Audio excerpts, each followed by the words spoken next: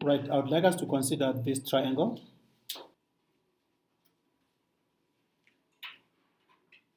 Then I would like us to calculate the length BC. And maybe first of all, see if we can leave our answer in surd form.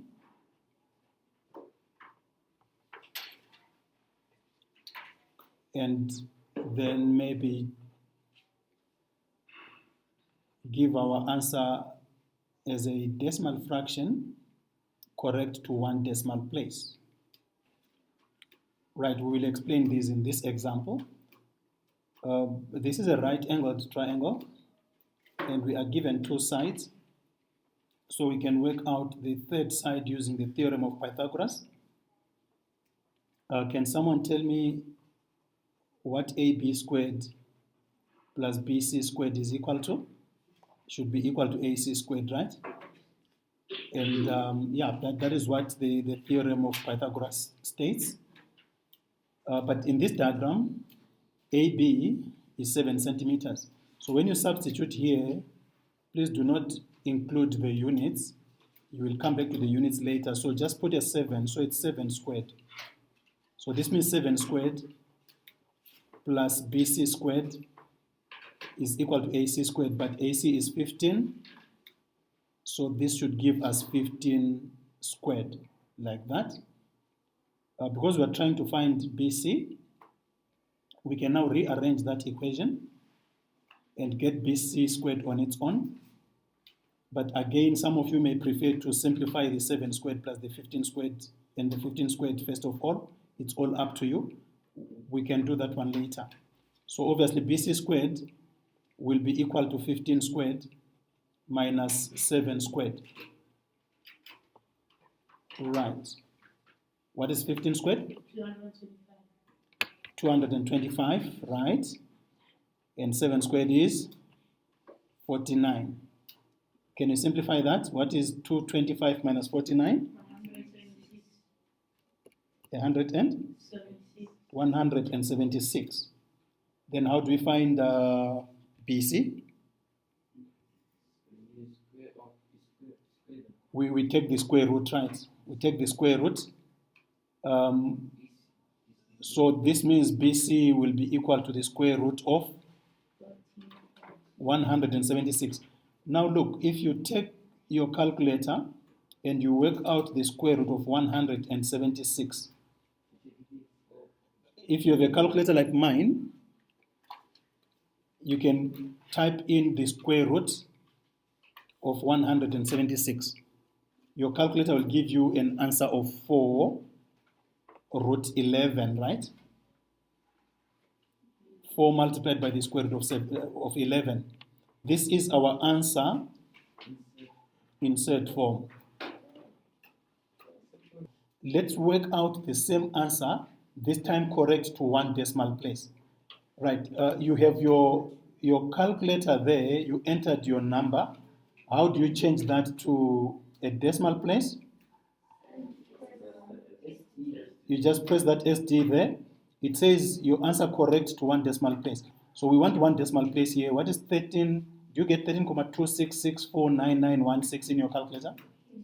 What is that answer correct to one decimal place? 13,3. You still remember how you do that, right? So that answer will be 13,3. Okay, you can then put your units because this is length of a side. So these are actually centimeters. These are centimeters. If the question says without using a calculator, then you can't do what we did, right? You will not do what we did. So let's go back to that number 176. So we are looking for the square root of 176. And the method is without a calculator, you need to think of two factors of 176. Two factors of 176, make sure that one of the factors is a square number. Remember, square numbers are 1, 4, 9, 16, 25, and so on. So 176, one of the factors must not, or rather must be a square number. I'm not sure how you will work it out. You can use prime factorization to figure that one out. But I know obviously that this will be 16 multiplied by 176 is 16 multiplied by 11, right? So 16 is a square number. So if you multiply 16 by 11, you will get 176. Some of you may not see that, like it is not always possible to see that 176 is 16 times 11. You need to do something like I'm saying, you might need to use factorization, prime factorization, to end up knowing that it's actually a 16, right? Because how do I know that it's 16? Because I know.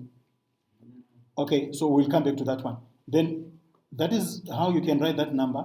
You are allowed to then split this up like that. So square root of 16 times 11 can be written as root 16 multiplied by root 11. And root 16 we all know is 4. Root 11 we know is a decimal fraction. We don't know it, so we leave it like that. So this is how you get your answer without a calculator. Right, so I think the question is, how will I know that it's 16? So if you're dealing with 176, and we are strict, we don't want you to use a calculator, you can use any method like prime factorization. Like 2 there goes how many times? 80? Is it 88? Sorry? 88, right? And 2 there goes how many times? 44. And 2 there goes how many times?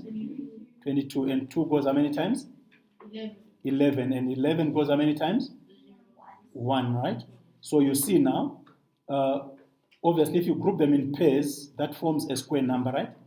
So that's a square number and that's another square number. And 11 is on its own. So 176 can be written as actually 2 to the power of 4, right? 2 to the power of 4 multiplied by 11. But how do I know that 2 to the power of 4 is a square number?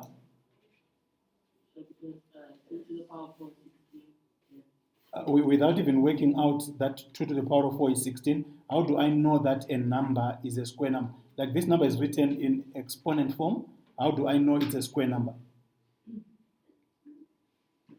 I'm thinking, for instance, if I give you 15 to the power 200, is this a square number? Yes. How do I know it's a square number? Because the exponent is an even number, right? Remember that from your algebra. If the exponent is even, then that number is a square number. In other words, the exponent should be divisible by 2. You get it? Right. So I know here that 2 to the power of 4, which we know is 16, is a square number because 4 is divisible by 2. Okay, guys, so this is where you can start if you want, in case the question says do not use a calculator. Are there any more questions?